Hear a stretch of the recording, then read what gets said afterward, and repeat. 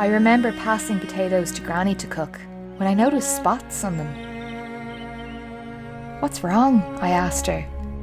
The spud was bruised and brown inside. It reeked of rot. Our spirits sank. Half the crop was afflicted. We needed to sell something to see us through the next harvest. We passed by the new workhouse, a prison for the poor. And I wondered how terrible it must be if this girl prefers to sleep out in the cold.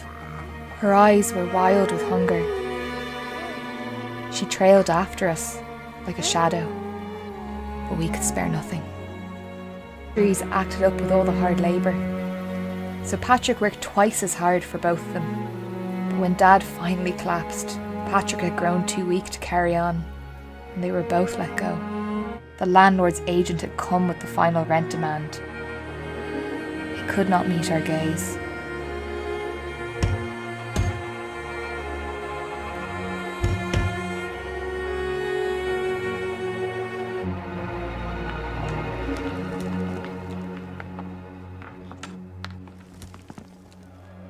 Angry voices came at daybreak, along with banging on the roof.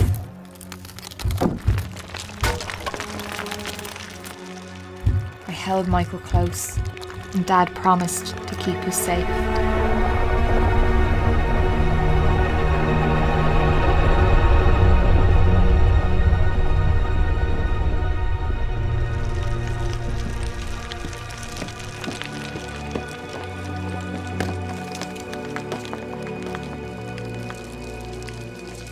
As the dust settled, all seemed lost.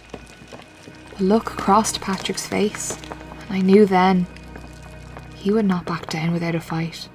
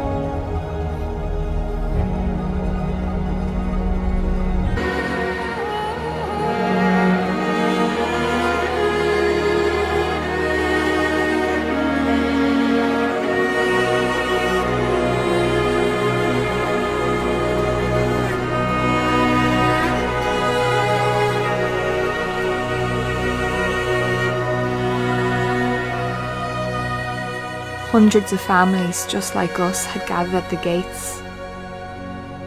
We were among the lucky few admitted that day.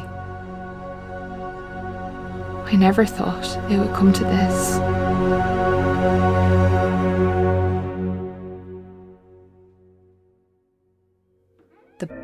Little did we know, this was the last time we'd be together. Upon entry, we are stripped of our last possessions, and worse, torn apart from one another.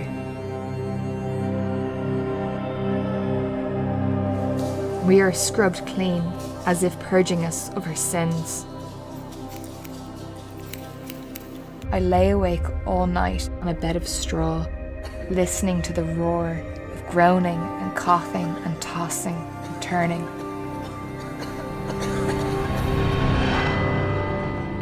The bell rung at 6 a.m. every morning. The workhouse was built for 500, but housed nearly 2,000 by then. The kitchen could barely cope with the numbers.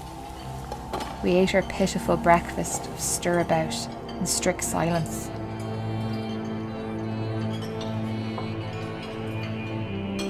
At first, I'm tasked with lugging tubs of slop down from the dormitories and emptying them into the privies.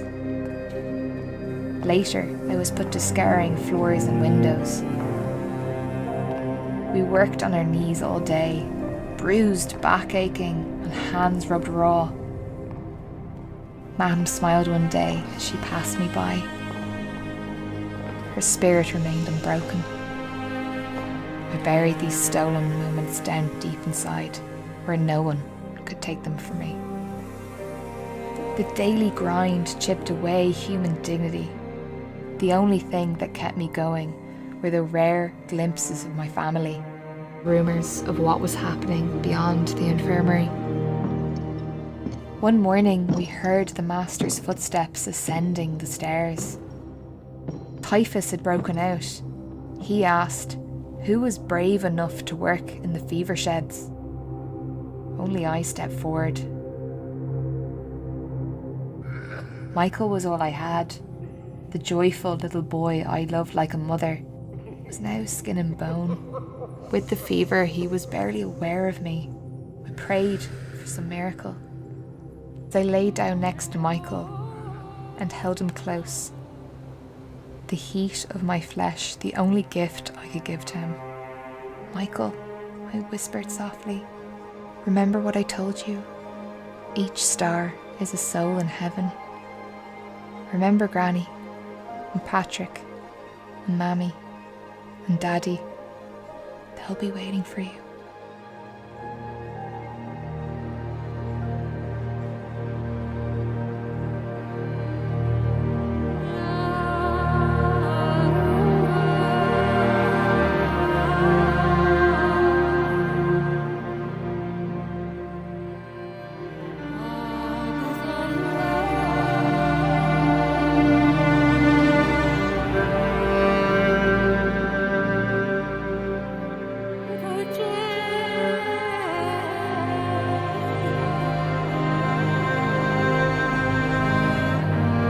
After all my efforts in the fever shed, the master had reconsidered and once again offered me passage on a new ship sailing to Australia. Bed and board in return for domestic service. I had no notion of what lay before me, but there was nothing to keep me here. I signed his papers. Every girl on the Earl Grey scheme was given a box containing a new wardrobe, and I was returned our family's possessions. Tiny keepsakes worth nothing, but meaning everything to me.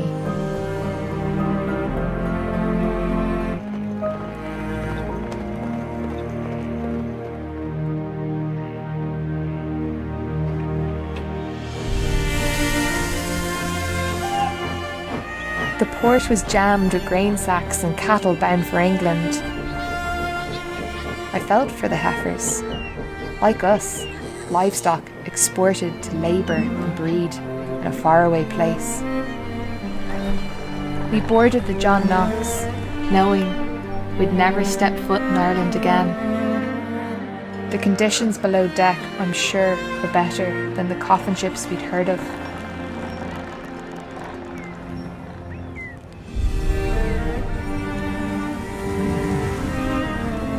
An endless ocean lay before us. We faced a 4-month-long voyage, bound for Sydney.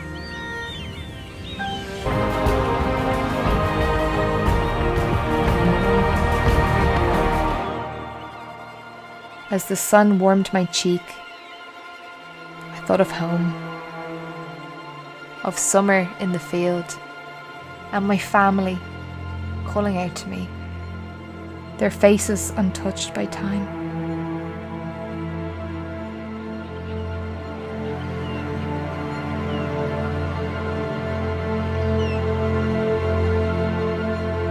People will forget what happened. I remember.